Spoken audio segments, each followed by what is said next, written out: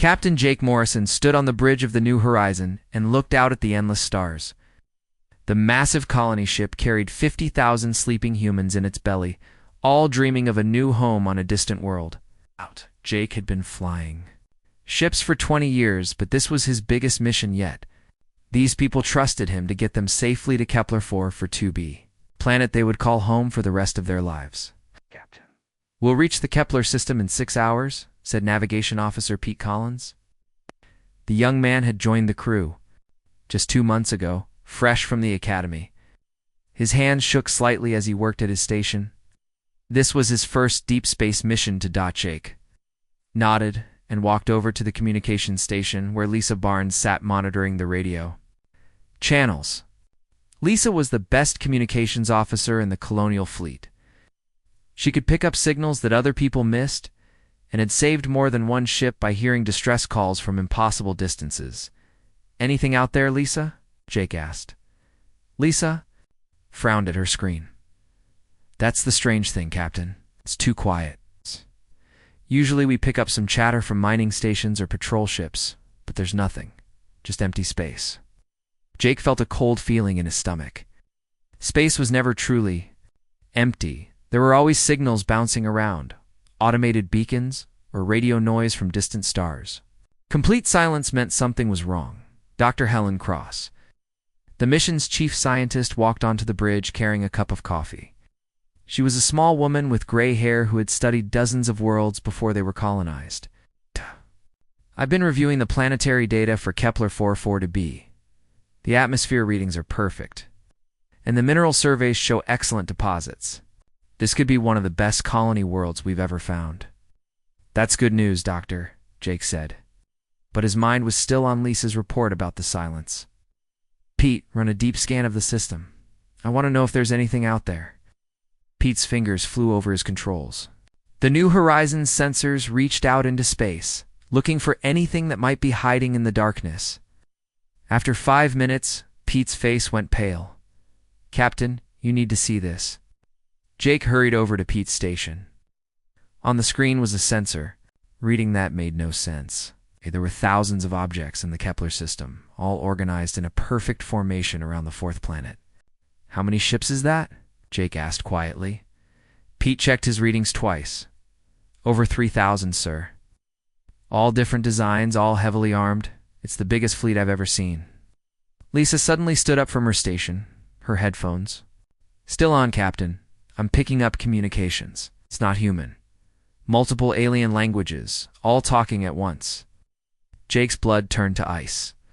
3,000 alien warships waiting in the system they were supposed to colonize. This was no coincidence. Someone had set a trap, and 50,000 innocent people were flying right into it. "Wake up, Commander Stone," Jake ordered. "Tell him to get to the bridge immediately."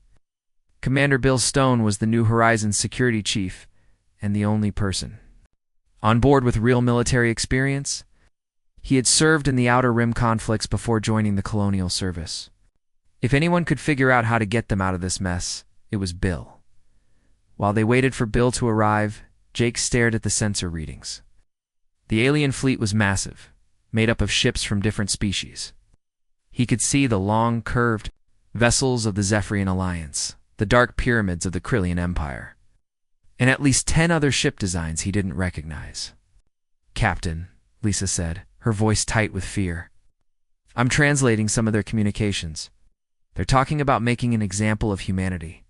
They want to show the galaxy that humans don't belong in this part of space." Bill Stone rushed onto the bridge, still putting on his uniform jacket. "What's the situation, Captain?" Jake quickly explained what they had found. Bill's face grew darker with each word. "We're a civilian ship," Bill said. "We have no weapons except some mining lasers. Against 3,000 warships, we might as well throw rocks at them." Dr. Krause set down her coffee cup with shaking hands. "Captain, there are families on this ship. Children.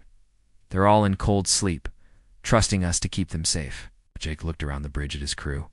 These people had families too. Had a wife waiting for him back on Earth?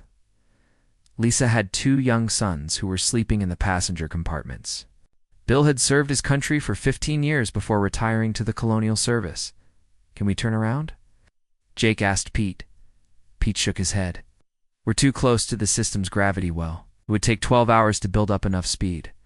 To jump to hyperspace, they'll see us long before then. Could we hide? Bill suggested. Maybe find an asteroid field or a nebula. Lisa checked her sensors. Nothing, sir. This system is clean. It's just the star. The planet's an empty space. Jake walked to the front of the bridge and stared out at the stars. Somewhere out there, an alien fleet was waiting to destroy his ship and kill 50,000 innocent people.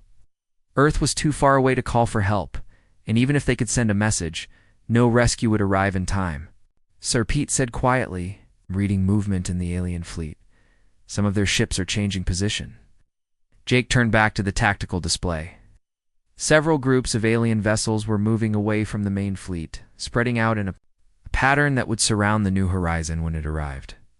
They're not just waiting for us, Bill realized. They're positioning themselves for an attack. Want to make sure we can't escape. Lisa pressed her headphones closer to her ears. Captain, I'm picking up new communications. One of the alien commanders is giving orders to prepare for combat, talking about destroying us the moment we drop out of hyperspace. Dr. Cross sat down heavily in a chair. All those people? All those families looking for a new start? We brought them out here to die. Jake felt the weight of 50,000 lives pressing down on him. Every person on this ship had sold everything they owned for a chance at a new life. They had trusted the Colonial Service to keep them safe. They had trusted him. There has to be something we can do, Jake said. Bill, do we have any emergency protocols for this kind of situation? Bill shook his head.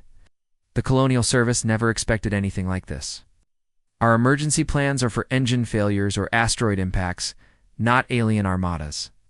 Pete suddenly looked up from his station. Captain, we're receiving a transmission. It's coming from the alien fleet. Put it on speaker, Jake ordered. The bridge filled with a harsh, clicking voice speaking in broken English. Human vessel, you have entered Zephyrian Alliance territory without permission.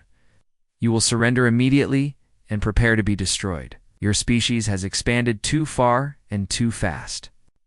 The galaxy will learn that humans are not welcome in civilized space. Jake grabbed the communication microphone. This is Captain Jake Morrison of the colony ship New Horizon. We are a peaceful civilian vessel carrying families and children. We have no weapons and pose no threat to anyone. The alien voice laughed, a sound like breaking glass. Your weakness is not our concern, human. You will serve as an example to your species. In 1 hour, when you arrive in our system, you will be destroyed. Use this time to pray to whatever gods you worship. The transmission ended, leaving the bridge in terrible silence. Jake looked at his crew. Pete was staring at his hands. Lisa was crying quietly. Bill stood at attention, ready to follow orders, even though there were no good orders to give. Dr. Cross held her coffee cup, like it was the last normal thing in the universe. 50,000 people slept peacefully in the ship's compartments, unaware that they had less than an hour to live. Jake had to find a way to save them, but he had no weapons, no allies, and nowhere to run. The alien fleet was too big, too powerful, and too determined to let them escape. In the darkness of space, 3,000 alien warships waited like hungry wolves ready to tear apart the New Horizon and everyone aboard.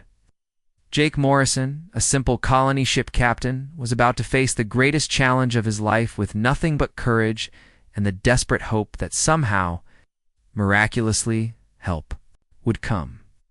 The New Horizon dropped out of hyperspace exactly where the alien fleet expected. Captain Jake Morrison watched the tactical display as 3,000 enemy ships surrounded his vessel like wolves circling wounded prey. The massive colony ship looked tiny compared to the alien dreadnoughts that moved into attack positions.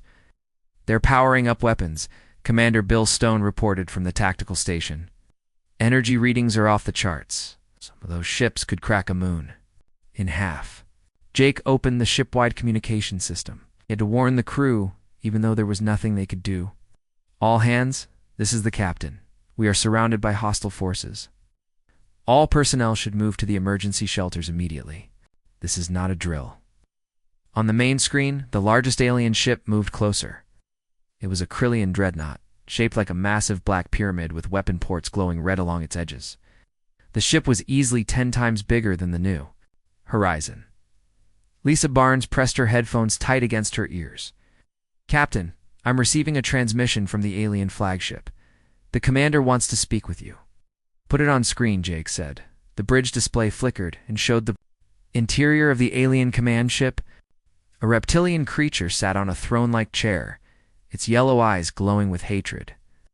Scales covered its face, and sharp teeth filled its mouth when it spoke. "I am Admiral Vexstar of the Krillian Empire," the creature said and heavily accented. "English. You humans have made a grave mistake coming to this system. Your species spreads through space like a disease, claiming worlds that belong to the superior races." Jake stepped forward, trying to keep his voice steady. "Admiral, we are peaceful colonists. We have no military escort and no weapons. There are 50,000 civilians on this ship, including women and children." Admiral Vexstar laughed, a harsh sound that made everyone on the bridge shiver. "Your weakness means nothing to me, human. Today, your species learns that there are consequences for expanding into our territory. The galaxy will see what happens to those who challenge the established order." Behind the alien admiral, Jake could see other creatures from different species. There were the tall, blue-skinned Zephyrians, with their large black eyes, and the insect-like hive queens, with their clicking mandibles. This was not just one empire attacking them. The entire galaxy had united against humanity. "You have brought 12 different species together," Jake realized. "This isn't just about territory. You're afraid of us." The alien admiral's eyes narrowed. "Afraid? We fear nothing from primitive apes who barely learned to leave their home world. You will be destroyed as an example. Other human colonies will hear of your fate and know their place in the galaxy." Dr. Helen Cross stepped up beside Jake. "Admiral, please. These people have done nothing wrong. They just want to build homes and raise their families on an empty planet." "Empty?" Admiral Vexstar hissed. "This system belongs to the Zephyrian Alliance. Humans have no right to claim it." Pete Collins suddenly looked up from his navigation. "Station Captain, I'm reading something strange. My sensors are picking up gravitational anomalies near the edge of the system." Jake glanced at Pete while keeping most of his attention on the alien admiral. "What kind of anomalies?" "I don't know, sir. It's like space itself is bending in ways that shouldn't be possible. The readings don't make sense." Admiral Vexstar continued his speech about human arrogance and the need to teach them a lesson. The aliens seemed to enjoy threatening them, taking his time before giving the order to attack. Lisa suddenly pulled off her headphones and stared at her equipment. "Captain, I'm getting interference on all frequencies. Something is disrupting communications across the entire fleet." Checked his tactical readings. "Sir, the alien ships are reporting equipment malfunctions. Their sensors are acting up." On the main screen, Admiral Vexstar looked confused as his officers reported problems with their systems. The alien commander turned back to Jake with anger in his yellow eyes. "What are you doing, human? What kind of trick is this?" "Don't know what you're talking about," Jake said honestly. "We have no weapons or defensive systems that could affect your fleet." Pete's voice cracked with excitement. "And fear?" "Captain, whatever is causing those gravitational readings is getting stronger. It's like something massive is about to appear in normal space." The alien admiral was about to respond when alarms started blaring on his ship. Alien officers were shouting in different languages, all sounding panicked. Admiral Vexstar spun around to face his crew. "What is happening?" Alien demanded. One of the Zephyrian officers spoke in rapid clicks and whistles. "Oh," the universal translator barely kept up. "Sir, long-range sensors are detecting impossible readings. Something is coming through subspace, but the energy signature is unlike anything in our databases." Jake felt a strange sensation, like the air pressure in the room had suddenly changed. The lights on the bridge flickered and several crew members grabbed onto their stations for support. Captain Pete said in a whisper. "Something just appeared on sensors. It's right behind us." Jake turned to look at the rear display. At first, he saw nothing but empty space. Then the stars seemed to shimmer and bend, like looking through water. Slowly, impossibly, a ship began to appear out of nowhere. It was unlike any human vessel. Jake had ever seen, where most human ships were bulky and industrial. This one was sleek and dark. It looked almost organic, like it had grown rather than been built. The hull seemed to absorb light, making it hard to focus on. Strange energy patterns flowed along its surface like veins of blue fire. "What is that?" Dr. Cross breathed. The ship was smaller than most of the alien dreadnoughts, but there was something about it that made Jake's skin crawl. It radiated power in a way that made his instincts scream danger, even though it was apparently on their side. Lisa put her headphones back on and immediately sat up straight. "Captain, I'm receiving a transmission from the new ship. It's human, but there's something different about the signal. It's coming through on frequencies we don't normally use." "Put it through," Jake ordered. A calm male voice filled the bridge. "Colony ship New Horizon. This is Captain Ryan Carter of the UES Retribution. Please maintain your current position while we resolve this situation." Jake grabbed the microphone. "Captain Carter, this is Captain Morrison. We're surrounded by over 3,000 hostile ships. They're planning to destroy us. We're aware of the situation, Captain Morrison. Please remain calm and keep your people away from windows for the next few minutes. Things might get a bit unusual." On the main screen, Admiral Vexstar was staring at his own sensor readings with disbelief. "Impossible. This ship does not exist in any of our databases. What kind of technology allows a vessel to appear from nowhere?" One of his officers, a tall, insect-like creature, clicked rapidly. "Admiral, our weapons cannot lock onto the new ship. Every time our targeting systems try to focus on it, the readings change. It's as if the vessel exists in several dimensions at once." Captain Carter's voice came through the speakers again, but this time he was addressing the alien fleet. "Attention all vessels. You are currently in violation of the Terran Colonial Protection Act. You have threatened civilian ships and innocent lives. I am ordering you to withdraw from this system immediately." Admiral Vexstar laughed, but the sound was less confident than before. "One small human ship against the combined might of 12 species. You are either very brave or very stupid." "Admiral," Captain Carter replied, his voice still perfectly calm. "You have 60 seconds to begin withdrawing your forces. This is your only warning." The alien admiral's face twisted with rage. "You dare threaten me? Command 3,000 ships, human. Your pathetic vessel will be vaporized the moment I give the order." Jake watched in fascination as Captain Carter's response came without any emotion at all. 30 seconds would have been sufficient. The bridge of the New Horizon fell silent. Even Admiral Vexstar seemed taken aback by the human captain's confidence. The alien fleet hung in space around them, weapons charged and ready to fire. But somehow the appearance of one mysterious human ship had changed everything. Pete checked his readings again. "Captain, the energy coming from that ship is incredible. My instruments can't even measure it properly. It's like they're using technology that operates by completely different rules." Bill Stone studied the tactical display. "Sir, look at how the alien ships are positioning themselves. They're scared. 3,000 warships, and they're actually afraid of one human vessel."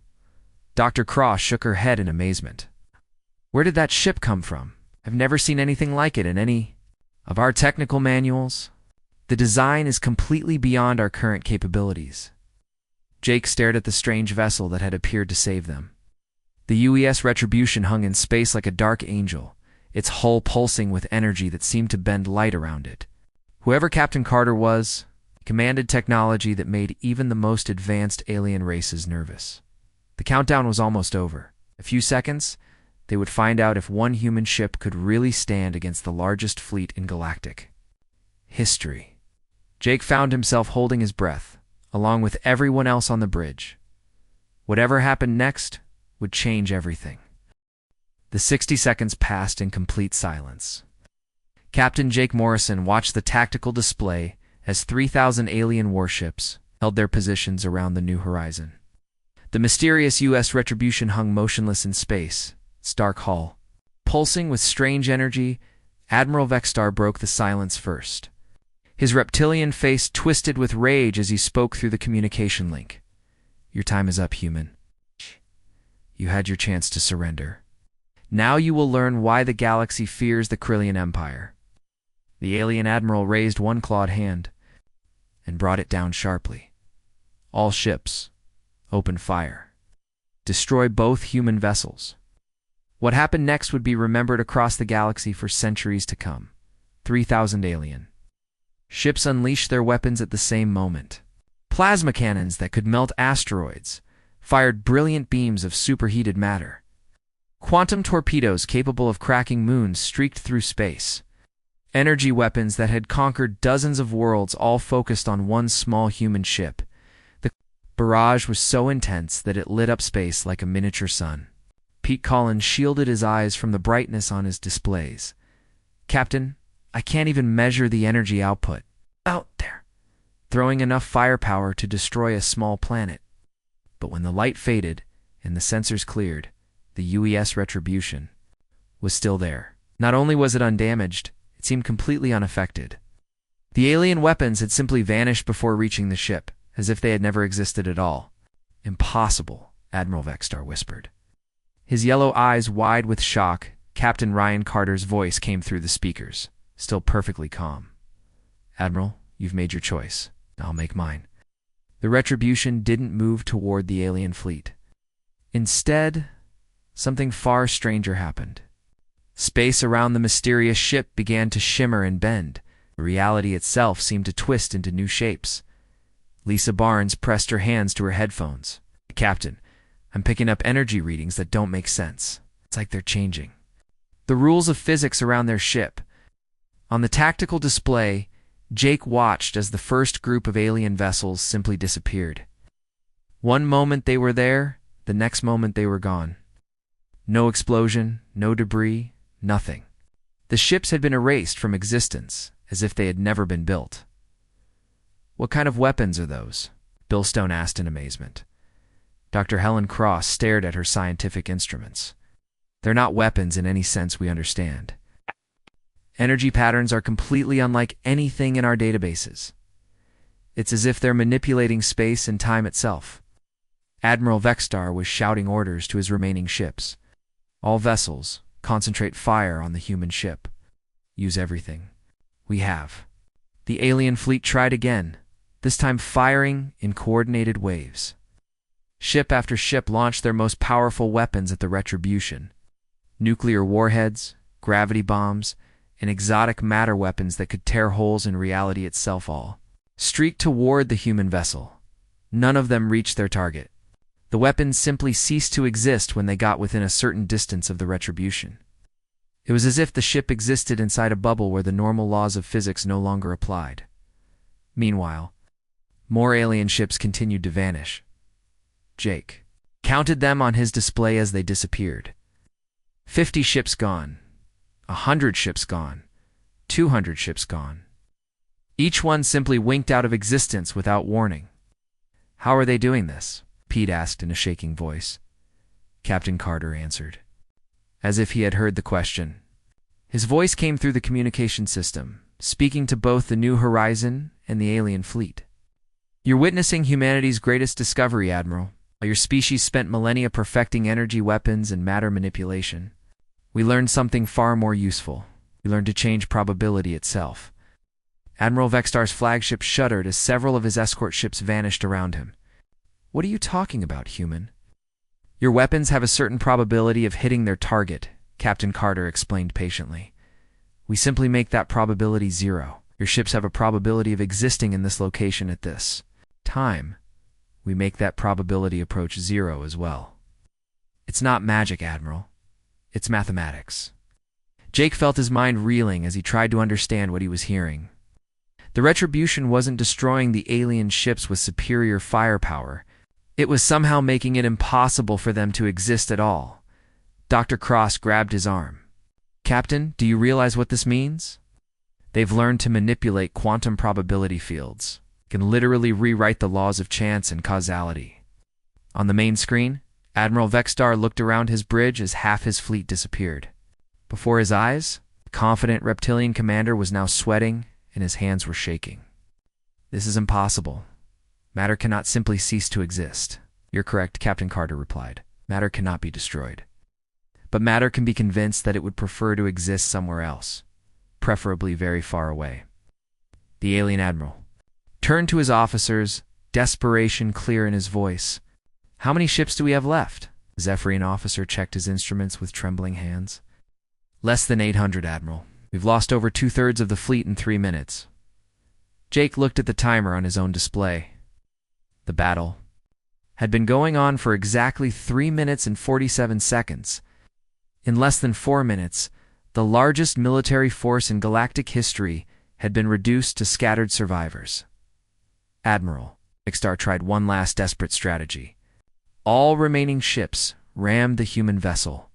"If we cannot destroy it with weapons, we'll crush it with our hulls." The surviving alien ships turned toward the Retribution and accelerated to maximum speed. Hundreds of massive warships dove toward the human vessel like meteors, ready to sacrifice themselves to destroy their enemy. The Retribution's response was to flicker, like a light bulb with loose wiring.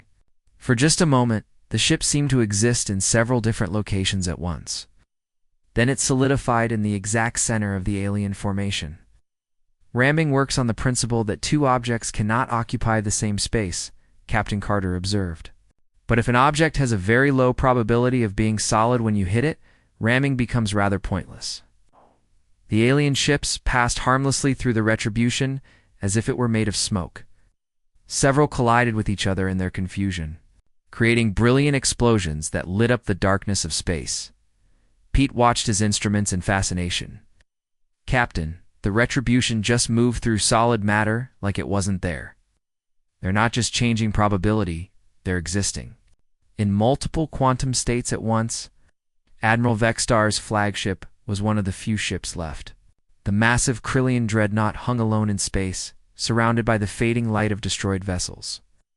The alien commander's bridge was in chaos as his officers tried to make sense of what they had witnessed. "Admiral," one of his officers reported in a breaking voice, "we've lost 97% of the fleet. Only 83 ships remain functional."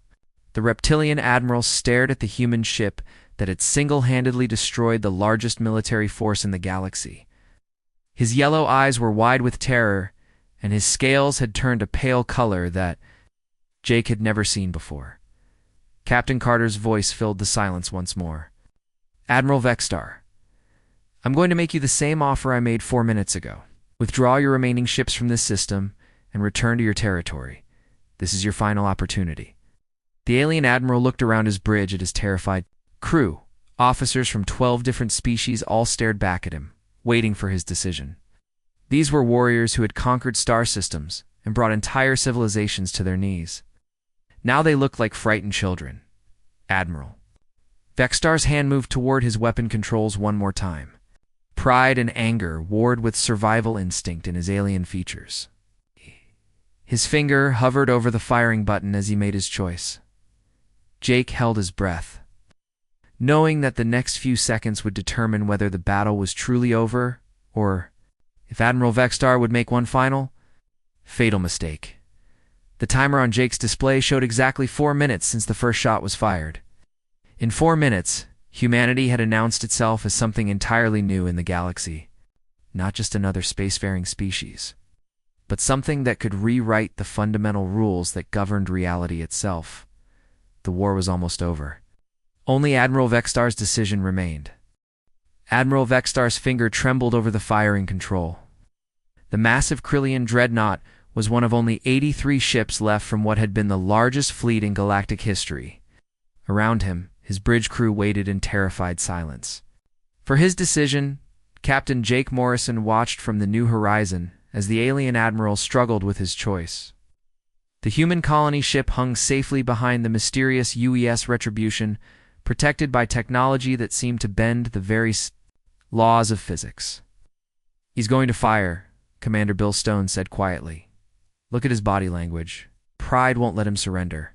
Dr. Helen Cross shook her head sadly. "That poor creature doesn't understand what he's facing. His entire worldview is built on the idea that superior numbers and firepower always win.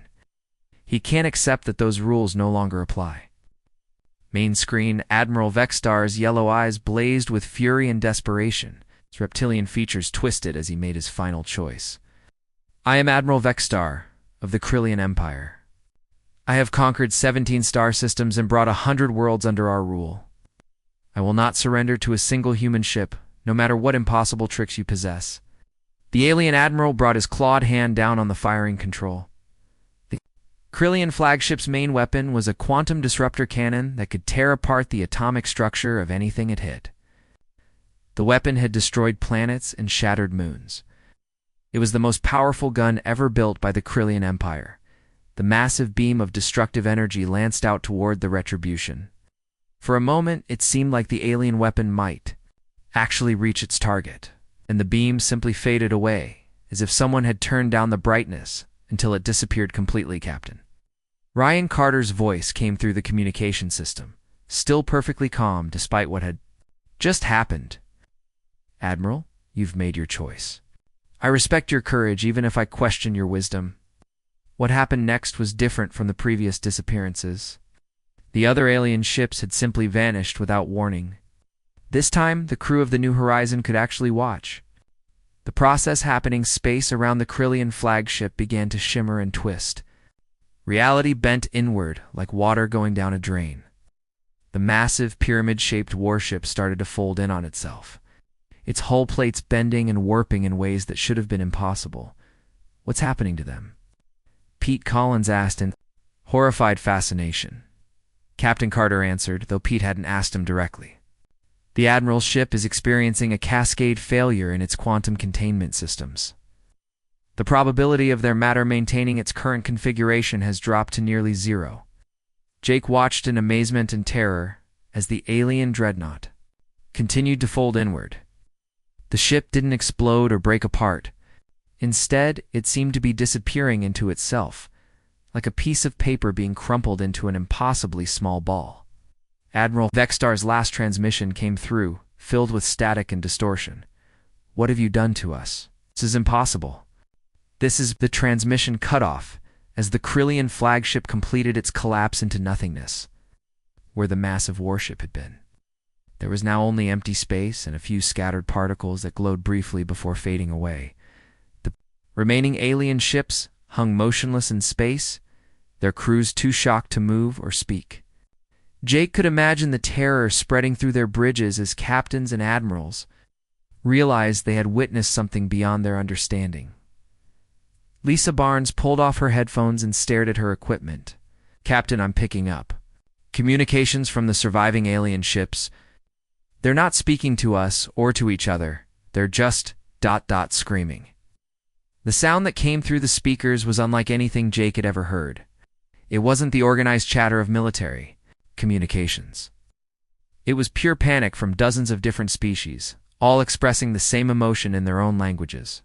Fear so complete that it transcended the barriers between alien cultures. Bill. Stone studied the tactical display where 82 alien ships remained scattered around the system. Captain, look at their formations. They're not maintaining any kind of military organization anymore. Some of them are actually moving away from each other. Dr. Cross checked her scientific instruments. The energy readings from those ships show extreme stress on their hull structures. I think some of their crews are actually trying to abandon ship. Captain Carter's voice cut through the chaos with its usual calm tone. Attention, remaining vessels. You've witnessed the fate of those who choose violence over wisdom. I will give you 30 minutes to organize an orderly withdrawal from this system. Any ship that remains after that time will be considered hostile. The response was immediate. Without waiting for orders from their commanders, alien ships throughout the system began turning away and accelerating toward the edge of the gravity well. Jake watched in amazement as the survivors of 12 different species worked together. With desperate efficiency to escape as quickly as possible, they're abandoning their wounded, Bill observed. Some of those ships are badly damaged from collisions, but the others aren't stopping to help. They just want to get out of here. Within minutes, the last of the alien fleet had jumped to hyperspace, leaving the Kepler system empty except for the New Horizon and the mysterious U.S. Retribution. The silence that followed was almost as overwhelming as the battle itself, Captain. Carter opened a direct communication channel to the colony ship. Captain Morrison, this is Captain Carter. The immediate threat has been neutralized. Are there any injuries aboard your vessel? Jake grabbed the microphone with hands that were still shaking slightly. No injuries, Captain Carter. Thank you. for saving us. I don't know how to properly express our gratitude. No thanks necessary, Captain. Protecting human civilians is exactly what we're here for. Dr. Cross stepped forward. Captain Carter, if I may ask, what exactly are you here for? The UES Retribution isn't in any of our naval databases. Your technology is far beyond anything. In the colonial fleet, there was a pause before Captain Carter answered. Dr. Cross, I believe you're the mission's chief scientist. I have clearance to hear this information. The UES Retribution is part of humanity's deep space defense initiative. We've been working on advanced probability manipulation technology for the past 15 years. Jake felt his mind reeling. 15 years? What? But we've never heard anything about probability manipulation or ships like yours. That's intentional, Captain Morrison. This technology is too dangerous to be widely known. Only a select few in Earth's government and military are aware of our existence. We operate in secret, protecting human colonies and interests without revealing our capabilities. Pete looked up from his navigation station. Captain Carter, how many ships like yours exist? That information is classified, Mr. Collins. I can tell you that the Retribution is not alone out here. Humanity has been preparing for the day when our expansion would bring us into conflict with established galactic powers. Bill Stone asked, the question that was on everyone's mind. Sir, if humans have had this technology for 15 years, why haven't we used it before? We could have prevented wars, saved lives, established peace throughout human space. Captain Carter's voice carried a note of sadness. Commander Stone, this technology doesn't just manipulate probability, it fundamentally changes the nature of reality itself. Every time we use it, we risk consequences that we don't fully understand. We only deploy it when human lives are in immediate danger and no other option exists. Dr. Cross pulled up data on her scientific scanner. Carter, the energy patterns your ship generates are unlike anything I've ever studied. How did humanity develop this technology? What breakthrough made it possible? The breakthrough came from an unexpected source, Doctor. While other species focused on manipulating matter and energy, human scientists began studying consciousness itself. We discovered that awareness and probability are connected in ways that most civilizations never imagine. Human consciousness, when properly focused and amplified, can influence the quantum probability fields that underlie all reality. Jake felt a chill run down his spine. Are you saying that human thoughts can change the laws of physics? Not exactly. Captain Morrison. Okay, we can't change the laws themselves, but we can influence which possibilities become reality. Every quantum event has multiple potential outcomes. We've learned to guide those outcomes in directions that favor human survival and success. The implications of what Captain Carter was saying slowly sank in. Humanity hadn't just developed advanced weapons or better engines. They had learned to manipulate the fundamental structure of existence itself. Lisa Barnes looked up from her communication station. Captain Carter, what happens now? The alien races will tell others about what happened here. Won't they unite against humanity? They will try, Ms. Barnes. But word of today's events will spread throughout the galaxy. Other species will learn that humanity is no longer the primitive civilization they believed us to be. Some will choose cooperation over conflict. Others will make the same mistake Admiral Vexstar made. Captain Carter paused for a moment. Captain Morrison, you may proceed to Kepler-4 for to be and establish your colony as planned. The Retribution will remain in the area until you're fully settled. If any other threats appear, we'll handle them. 3 months after the 4-minute war at Kepler-4 to be, the galaxy was a very different place. Captain Jake Morrison stood on the observation deck of the New Horizons permanent station, watching cargo ships arrive with supplies for the growing human colony below.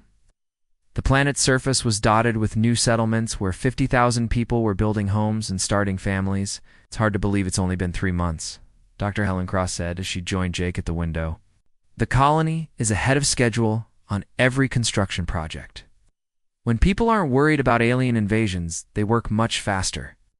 Jake nodded, watching a group of children play in the settlement's central park. Those kids would grow up in a galaxy where humanity was respected and feared, not dismissed as primitive newcomers. Any word from Earth about the diplomatic situation? Dr. Cross activated her datapad and scrolled through the latest reports. The Zephyrian Alliance formally requested a peace treaty last week. The Krillian Empire is still silent but intelligence. Reports suggest they're dealing with internal rebellions. Apparently, some of their subject species are questioning why they should serve an empire that lost 97% of its fleet to one human ship. The door to the observation deck slid open, and Lisa Barnes entered, carrying a communication. "Device, Captain. We're receiving a priority transmission from Earth. It's Admiral Patricia Wells of Colonial Command." Jake took the device and activated the screen. Admiral Wells appeared, her gray hair and stern expression familiar from countless briefings. Behind her, Jake could see the flags of Earth's various nations and the Colonial Authority. Captain Morrison. "Congratulations on the successful establishment of the Kepler-442b colony. Your mission report about the retribution has caused quite a stir here on Earth." "Thank you, Admiral. The colony is thriving. Captain Carter and his ship stayed in the system for 2 weeks to ensure our safety before departing. We haven't seen them since." Admiral Wells nodded. "The retribution has other duties to attend to. I'm calling to inform you about recent developments. The incident at Kepler has had consequences far beyond what any of us expected." Jake activated the recording function on his personal log. This conversation would be important for future historians. "What kind of consequences, Admiral?" Within 48 hours of the battle, every major government in the galaxy received detailed sensor logs of what happened. Its surviving alien ships transmitted everything they witnessed, a word of humanity's capabilities. Spread faster than light itself. Dr. Krauss leaned closer to the screen. "Admiral, what has been the galactic response?" Admiral Wells smiled for the first time in the conversation. "Divided, Doctor. Some species are terrified and want nothing to do with humanity. Others are desperately trying to establish diplomatic relations. The Andromedans offered us exclusive trading rights to 17 star systems. The Centauri Federation wants to discuss a mutual defense pact." Lisa Barnes spoke up from behind Jake. "Admiral, what about the species that were part of the original fleet? Are they still hostile?" "That's where things get interesting, Ms. Barnes. The Zephyrian Alliance formally apologized for their aggressive actions and offered to recognize all human territorial claims. The Hive Queen sent a delegation to Earth offering advanced biotechnology in exchange for a non-aggression pact. Even some Krillian generals have reached out through back channels, suggesting they want to negotiate separate from their government." Jake felt a mixture of relief and concern. "That sounds positive, but what about the species that might still see us as a threat?" Admiral Wells' expression grew serious. Intelligence reports suggest that at least 6 major powers are attempting to form a new alliance specifically to counter human expansion. They're calling it the Galactic Defense Coalition. They believe that humanity's technology makes us too dangerous to coexist with. Dr. Krauss frowned at her datapad. "Admiral, our analysis of the battle suggests that the Retribution's capabilities go far beyond what any known science should allow. Are there other human ships with similar technology?" "That information remains classified, Doctor. I can tell you that the Retribution is not unique, and humanity is well prepared to defend our interests. The days of treating human colonies as easy targets are over." The transmission paused as Admiral Wells consulted with someone off-screen. When she returned, her expression was troubled. "Captain Morrison, I have new information that affects your colony directly. Long-range sensors have detected a fleet of unknown ships approaching the Kepler system. They'll arrive in approximately 6 days. Jake felt his stomach tighten. "How many ships, Admiral?" "Over 1,500 vessels from at least 8 different species. It appears to be a joint expedition, possibly from this new galactic defense coalition. They may be testing our resolve or planning another attack." Lisa Barnes checked her communication equipment. "Admiral, should we begin evacuation procedures? We can have the civilian population ready to leave within 72 hours? Admiral." Wells shook her head. "Negative, Ms. Barnes. Earth's official position is that human colonies will not retreat in the face of alien threats. You are to maintain normal operations and continue colonial development." Dr. Cross looked concerned. "Admiral, with respect, We have 50,000 civilians here, including families and children, if another battle occurs. Doctor, I understand your concerns. However, I can assure you that appropriate measures are being taken to ensure the colony's safety. Continue your mission as planned. The transmission ended, leaving Jake and his senior staff alone on the observation deck. Below them, the colonists went about their daily lives, unaware that another alien fleet was approaching their new home. She knows something we don't, Lisa observed. The Admiral was too confident for someone discussing a potential invasion. Jake walked to the window and looked out at the stars. Somewhere out there, 1,500 alien warships were racing toward Kepler-44 to be with unknown intentions. Maybe Captain Carter was right when he said the Retribution wasn't alone out here. Over. The next 6 days, life in the colony continued normally. Construction teams worked on new housing. Farmers planted crops in the fertile soil. Children attended school and played in the parks. Jake made sure that none of the civilians knew about the approaching fleet. There was no point in causing panic. On the morning of the 6th day, Pete Collins rushed into Jake's office with a sensor reading. Captain, they're here. 1,500 ships just dropped out of hyperspace at the edge of the system.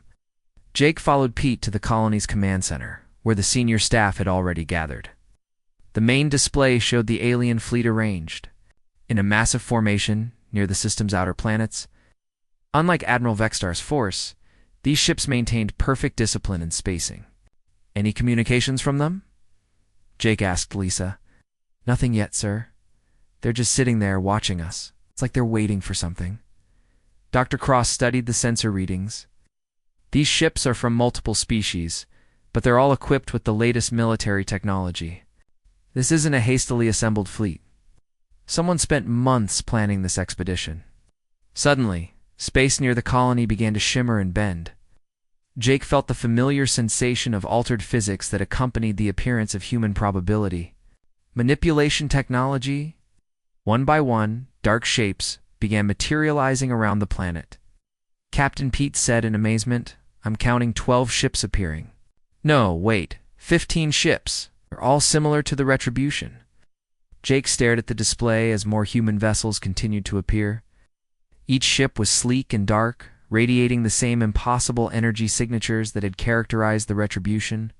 Within minutes, 25 human warships hung in space around Kepler-44 to be. Captain Ryan.